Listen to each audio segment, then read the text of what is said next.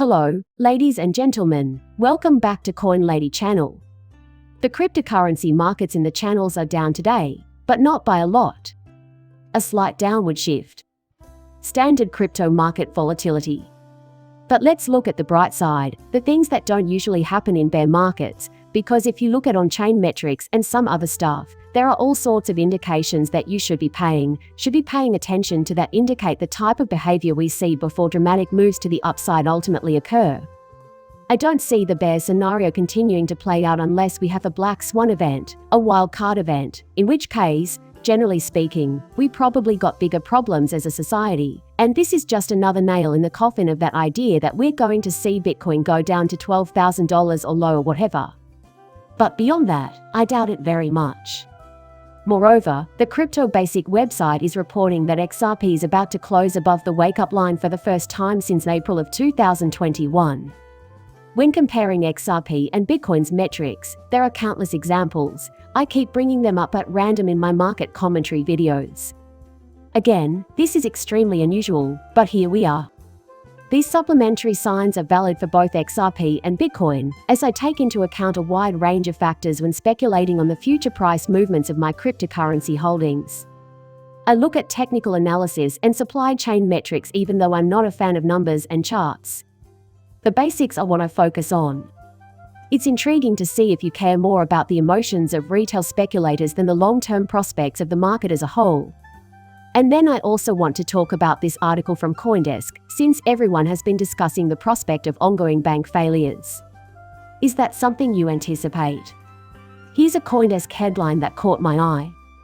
The Federal Reserve has stated that Custodia's plans pose a threat to both the Fed and the cryptocurrency industry. Custodia is a crypto-first bank that made a proposal to the Fed, which was ultimately rejected. The Fed's massive response today was a slap in the face to the deposits, which are not just 100% backed, but 108% backed. But there is something I need to clarify before we go any further. I come from a completely monetary background-free background. Nothing I say or write should be taken as recommendations to buy or sell any security. I'm just a fan who occasionally posts videos to YouTube about crypto-related subjects for kicks. XRP is currently trading at 42 cents, a decrease of 4.65% within the last 24 hours. The blockchain supporter, a fellow XRP YouTuber of mine, however, said that a correction to the range of 40 cents and 41/100ths of a cent would be fairly normal. Given the massive run-up we had to have a few days ago, when XRP soared to around 50 cents, that would have been within what he would have expected.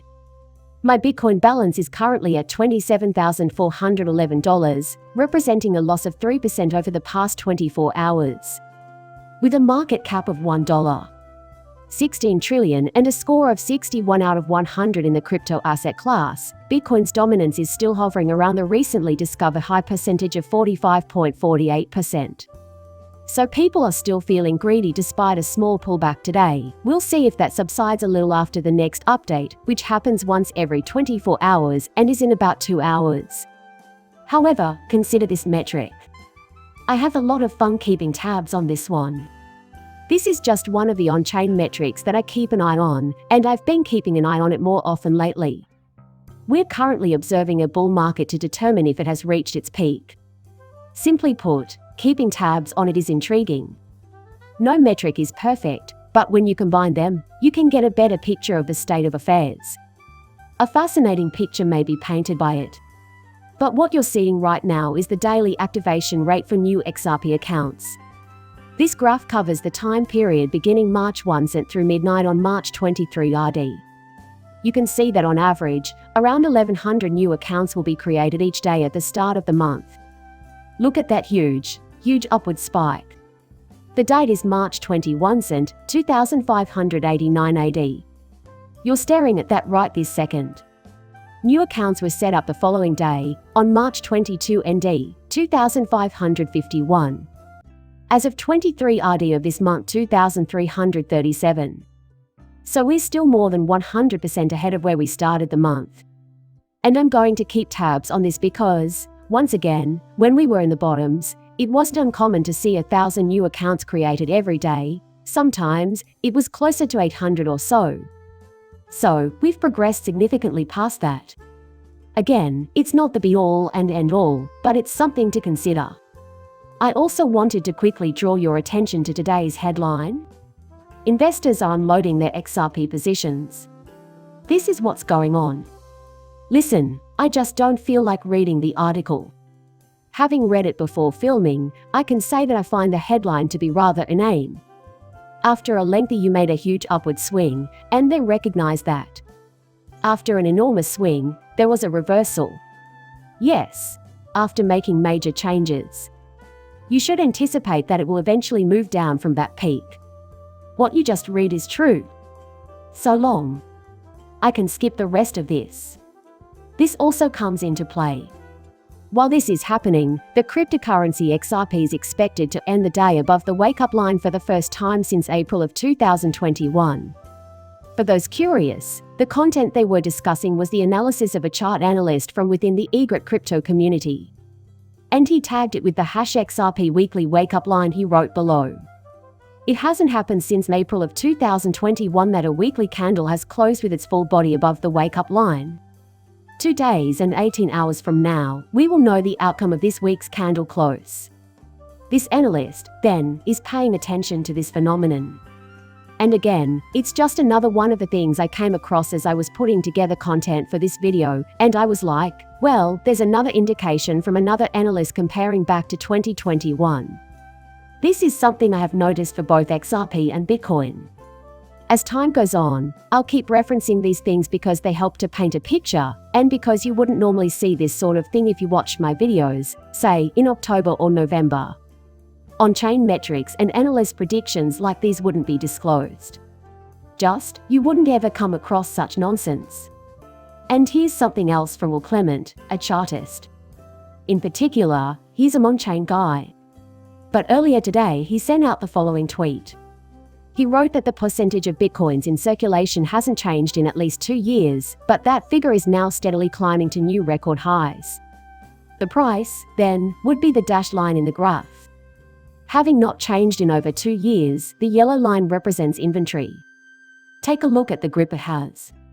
You don't normally see behavior like this near cycle peaks, as Will Clement noted in a separate tweet. This is the sort of thing you'd expect to see as a market emerges from bear territory at the bottom of a cycle. They are apparently thinking, well, we've got a lot of unrealized profit here. We need to move a lot of product in order to turn a profit. In addition, Will Clement offered this. Here it is. Bitcoin wallets that contain more than 0 bitcoins. This chart depicts exactly that. The number of Bitcoin addresses holding more than 0 BTC has increased at the fastest rate since early 2021, he added.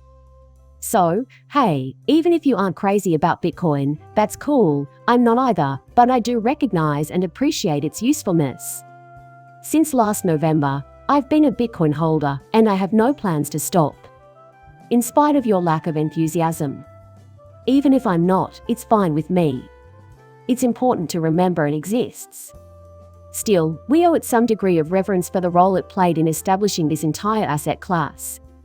Well, that's just how I see it. Bitcoin is the market leader regardless of whether or not you like it, but you should follow it anyway. I'm just now realizing how much so. And I just want a bigger slice of the pie, man. And then there are my holdings, of which I intend for XRP to have a portion, not a huge one, but one nonetheless. XRP could potentially overtake Bitcoin's market cap one day. If that's the case, that's fantastic. If that's not the case, fine. My portfolio is quite diverse. That's why I spread my investments around.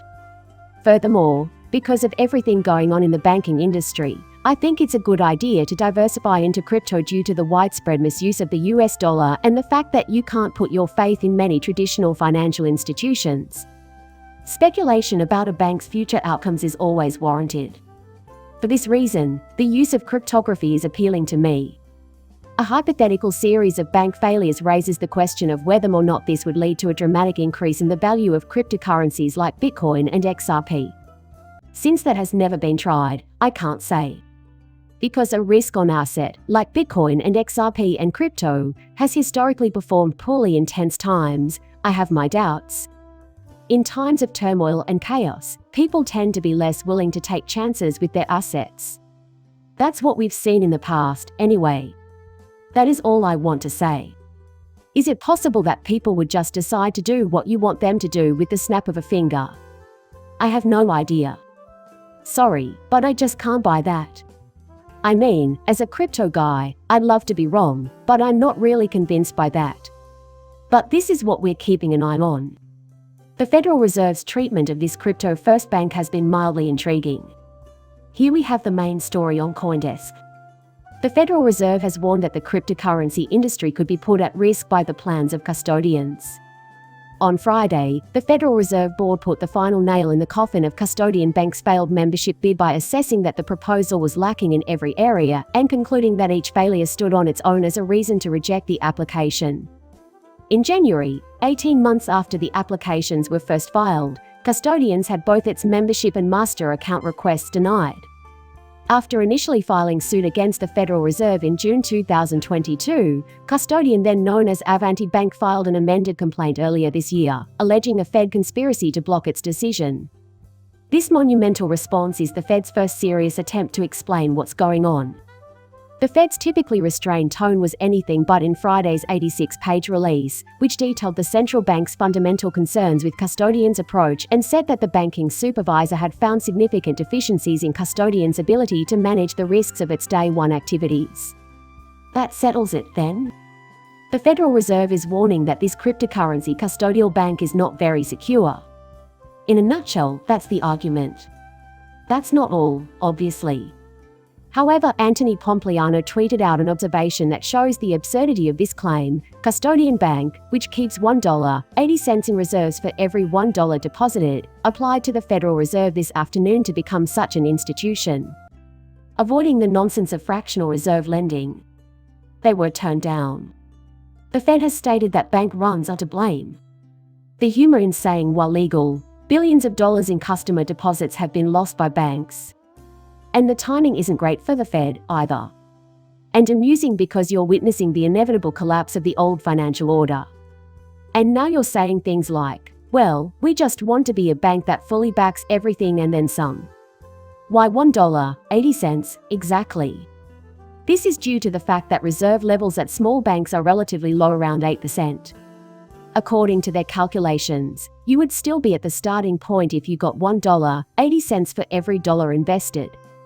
So that was the rationale behind it. It's kind of silly, but it works. So, I'm not sure. Let's wait and see what develops. I just thought it was cool because it's one of the most talked about theories about where the crypto industry is headed. Similarly, I'm not someone who accepts every story at face value.